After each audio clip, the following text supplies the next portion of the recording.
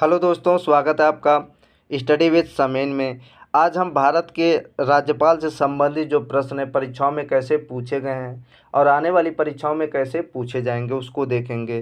तो यदि आप इस चैनल पे नए हैं तो चैनल को सब्सक्राइब करें, लाइक करें और कमेंट करें, जिससे क्या हो ऐसी जानकारी आप तक पहुंचती रहे। तो आइए देखते हैं पहला प्रश्न क्या है।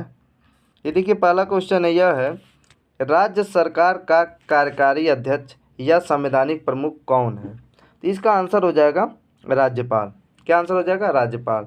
क्योंकि अनुच्छेद 154(a) के अनुसार राज्य की कार्यपालिका शक्ति राज्यपाल में निहित होती है, जिसका वो प्रयोग स्वयं या अपने अधीनस्थ अधिकारियों द्वारा करता है। इस प्रकार राज्य का संवैधानिक प्रमुख राज्यपाल कहलाता है। तो आंसर हो जाएगा सी। अगला क्वेश्चन देखते हैं, निम्नलिखित में से कौन राज्यपाल की नियुक्ति करता है? तो आंसर हो जाएगा भारत का राष्ट्रपति। केंद्र की सिफारिश से क्या करता है राष्ट्रपति? राज्यपाल की नियुक्ति करता है। तो अगला क्वेश्चन देखते हैं, क्वेश्चन नंबर 3, किसी राज्य में राज्यपाल की नियुक्ति संविधान के किस अनुच्छेद के तहत की जाती है? किस अनुच्छेद के तहत की जाती है? अनुच्छेद 155। क्यों? अनुच्छेद 155 में कहा गया राज्यपाल की नियुक्ति होगी। अगला क्वेश्चन है, देखिए, किसी राज्य के गवर्नर के संबंध में निम्नलिखित कथनों पर विचार कीजिए। देखिए, कुछ कथन दिया गया, उस पर विचार करके आंसर देना है आपको। तो पहला कथन है, उसे राष्ट्रपति नियुक्त करता है। तो सही है।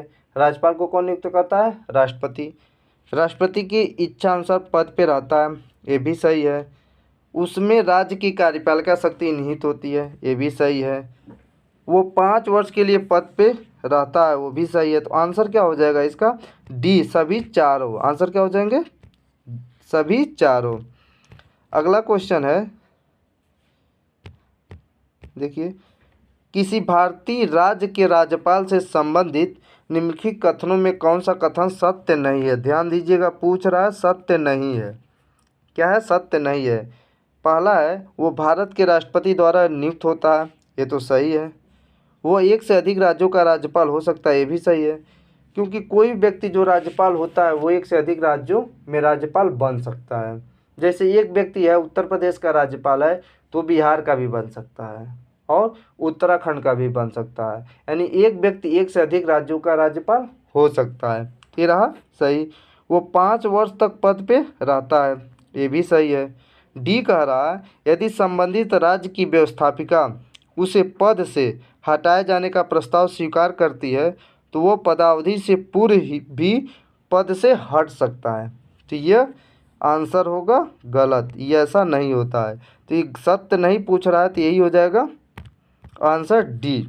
अब देखते हैं इसका। देखिए, यह कहता है अनुच्छेद 156, अनुच्छेद 156 ये कहता है कि जो राज्यपाल होगा वो राष्ट्रपति के प्रसाद प्रयत्न अपना पद धारण करता है। अतः पदावधि से पूर्व यानी 5 साल से पूर्व राष्ट्रपति ही केंद्रीय मंत्री की सलाह से उसे पद से हटा सकता है और कोई नहीं। अतः राज्य व्यवस्थापिका द्वारा राज्यपाल से संबंधित कोई भी प्रावधान नहीं कर सकती, न ही प्रस्ताव को स्वीकार कर सकती है, न ही प्रस्ताव को ला सकती है। तो इसलिए इसका आंसर हो जाएगा डी। अगला क्वेश्चन है, देखिए, राज्यपाल किसके प्रति उत्तरदायी होता है? तो राज्यपाल राष्ट्रपति के प्रति उत्तरदायी होगा। अगला क्वेश्चन है, केंद्र शासित प्रदेश लद्दाख का प्रथम लेफ्टिनेंट गवर्नर किसे नियुक्त किया गया? तो इसका आंसर हो जाएगा, देखिए, बी, राधा कृष्ण माथुर। और देखिए, जम्मू कश्मीर को तोड़ करके, राज्य था जम्मू कश्मीर, तोड़ करके उसको 370 जब हटा, क्या हटा? 370। तो जम्मू कश्मीर के 2 भाग कर दिए गए, एक जम्मू कश्मीर एक लद्दाख। तो लद्दाख केंद्र शासित प्रदेश है और जम्मू कश्मीर भी अभी केंद्र शासित प्रदेश है। तो लद्दाख में पूछ रहा है प्रथम लेफ्टिनेंट गवर्नर किसे नियुक्त किया गया? तो वो आंसर हो जाएगा राधा कृष्ण माथुर। क्या हो जाएगा आंसर? राधा कृष्ण माथुर। तो आइए राधा कृष्ण माथुर के बारे में कुछ जान लेते हैं। देखिए, राधा कृष्ण माथुर क्या थे? प्रथम लेफ्टिनेंट गवर्नर बनने से पहले वो पूर्व मुख्य सूचना आयुक्त थे। क्या थे? पूर्व मुख्य सूचना आयुक्त थे। और वो प्रथम लेफ्टिनेंट गवर्नर बने कब लद्दाख का? तो वो बने थे 13 अक्टूबर 2019 को। कब बने थे? 13 अक्टूबर 2019 को। याद रखिएगा इसको, आप प्रश्न पूछ लेता है ऐसे ही कि कब बने थे। अगला क्वेश्चन पूछ रहा है, राज्यपाल के वेतन और भत्ते दिए जाते हैं, कहाँ से दिए जाते हैं? राज्य की संचित निधि से। आंसर हो जाएगा ए। क्या हो जाएगा? Answer A. देखिए, राज्यपाल कार्य किसके लिए करता है? केंद्र के लिए। और वेतन भत्ते दिए जाते हैं राज्य की संचित निधि से। तो इसको आप याद रखे रहिएगा और इसका अनुच्छेद भी याद रख लीजिएगा। अनुच्छेद 202 में ऐसा कहा गया है। 202(3), ठीक ना, इसको याद किए रखिएगा। अगला क्वेश्चन है, भारतीय संविधान के निम्नलिखित में से कौन सा अनुच्छेद राज्यपाल को अध्यादेश जारी करने की शक्ति प्रदान करता है? इसका आंसर हो जाएगा 213। कितना हो जाएगा? 213। इसी के साथ आइए राष्ट्रपति के अध्यादेश करने के अनुच्छेद को देख लेते हैं। तो 213 राज्यपाल का है, तो 123 क्या है?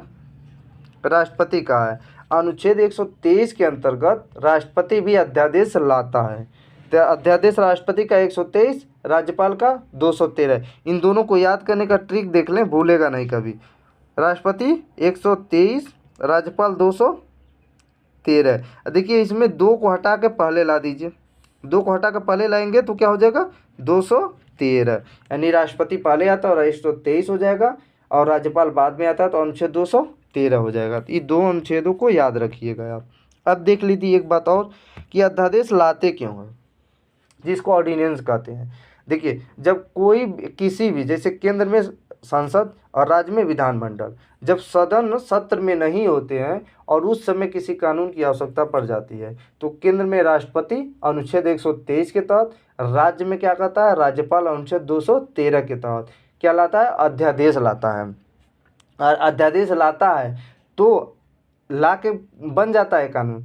लेकिन क्या होता है कि जब सदन सत्र में आती है तो सदन का अनुमोदन पाना इसको जरूरी होता है, यानी अनुमोदित होना चाहिए अध्यादेश को। यदि ऐसा नहीं होता है तो 6 सप्ताह बाद वो अध्यादेश अपने आप समाप्त हो जाता है। ये रहा आंसर 213। अगला क्वेश्चन है क्वेश्चन नंबर 10, किसी राज्य के राज्यपाल द्वारा जारी ऑर्डिनेंस का अनुमोदन होना चाहिए। तो अभी मैं पढ़ाया हूँ राज्य की विधायिका द्वारा। देखिए, पूछ रहा है राज्यपालों के संदर्भ में निम्न में से कौन सा एक कथन सत्य नहीं है? ध्यान दीजिएगा, सत्य नहीं पूछ रहा है। वो राज्य की विधायिका का अंग होता है, ये तो राज्यपाल के संबंध में सही है। वो मृत्युदंड को क्षमा कर सकता है, ऐसा नहीं है। वो क्या कर सकता? मृत्युदंड को क्षमा नहीं कर सकता, ऐसा राष्ट्रपति ही कर सकता है। तो ये गलत है। वो राज्य के उच्च न्यायालय के न्यायाधीशों की नियुक्ति नहीं करता है, ये भी सही है। उसके पास आपातकालीन शक्तियाँ नहीं है, भी सही है, क्योंकि आपातकालीन शक्तियाँ किसके पास है? राष्ट्रपति के पास है। और उच्च न्यायालय के न्यायाधीशों की नियुक्ति नहीं करता है, वो कौन करता है? राष्ट्रपति करता है। तो ये बी आंसर हो जाएगा। बी क्या? बी आंसर हो जाएगा। अब देख लेते हैं अगले क्वेश्चन को। देखिए, निम्नलिखित में से क्या सत्य नहीं है? पूछ रहा है क्या सत्य नहीं है। देखिए, बार बार क्या सत्य नहीं है, और हम ऐसे एग्जाम में गलत करके आते हैं। हमको ये लगता है सत्य है, तो इसमें पूछा क्या सत्य नहीं है। तो देखिए, ये दिया है, राष्ट्रपति या राज्यपाल को शासकीय कार्यों के लिए विधिक कार्रवाई से उन्मुक्ति है। ये तो सत्य है। कोई न्यायालय राज्यपाल को किसी कर्तव्य पालन के लिए विवश नहीं कर सकता, ये भी सत्य है। एक राज्यपाल को व्यक्तिगत कार्यों हेतु सिविल कार्यवाही लाने के लिए 2 माह की लिखित सूचना देना होगा, ये भी सत्य, हमने ऐसा पढ़ा है। अब देखिए, मंत्रियों द्वारा राष्ट्रपति या राज्यपाल को दिए गए सलाह को जांचने के लिए न्यायालय अधिकृत है, ये गलत होगा। और गलत ही पूछ रहा है, तो आंसर क्या हो जाएगा? डी। आंसर क्या हो जाएगा? डी। अब देखिए, कहता है कि डी जो कह रहा, अगर इस डी की बात की जाए तो डी कह रहा है, देखिए, मंत्रियों द्वारा राष्ट्रपति या राज्यपाल को दिए गए सलाह को जांचने के लिए न्यायालय अधिकृत है, ऐसा नहीं है। कोई भी न्यायालय इसकी जांच नहीं कर सकती, क्योंकि अनुच्छेद 163(3) में, किसमें? 163(3) में राज्यपाल से संबंधित प्रावधान है कि राज्यपाल के संबंध में न्यायालय में यह जांच नहीं की जाएगी कि क्या मंत्रियों ने राज्यपाल को सलाह दी है, यदि सलाह दी है तो कौन सी सलाह दी है, इसकी जांच नहीं की जाएगी। अनुच्छेद 163(3) में। और अनुच्छेद 74(2) में ऐसा प्रावधान राष्ट्रपति के लिए है कि कोई भी न्यायालय इसकी जांच नहीं करेगी कि जो मंत्री हैं वो राष्ट्रपति को क्या सलाह दिए हैं, इसकी जांच नहीं की जा सकती। तो ये रहा क्वेश्चन 11। अगला क्वेश्चन है, देखिए, निम्नलिखित में से कौन स्वतंत्र भारत के किसी राज्य की सर्वप्रथम महिला राज्यपाल बनी? किसी राज्य की पूछ रहा है, तो आंसर हो जाएगा सरोजिनी नायडू। क्या आंसर हो जाएगा? सरोजिनी नायडू। ये उत्तर प्रदेश राज्य की क्या थी? देखिए, ये उत्तर प्रदेश राज्य की पहली महिला राज्यपाल बनी थी। और उत्तर प्रदेश को पहले संयुक्त प्रांत कहा जाता था। क्या? संयुक्त प्रांत। और ये बनी कब थी? 15 अगस्त 1947 को। और कब तक उस पद पे रही? 2 मार्च 1949 तक। कब तक? 2 मार्च 1949 तक। ये रहा क्वेश्चन नंबर 13। अगला क्वेश्चन है, देखिए, निम्नलिखित में से किस एक का यह सुझाव था कि राज्यपाल को उस राज्य के बाहर का एक प्रतिष्ठित व्यक्ति होना चाहिए और उसे एक ऐसा तटस्थ व्यक्ति होना चाहिए जिसके गहन राजनीतिक जुड़ाव न हो या उसने हाल के पिछले वर्षों में राजनीति में भाग नहीं लिया हो? तो इसका आंसर हो जाएगा सरकारी आयोग। क्या आंसर हो जाएगा? सरकारी आयोग।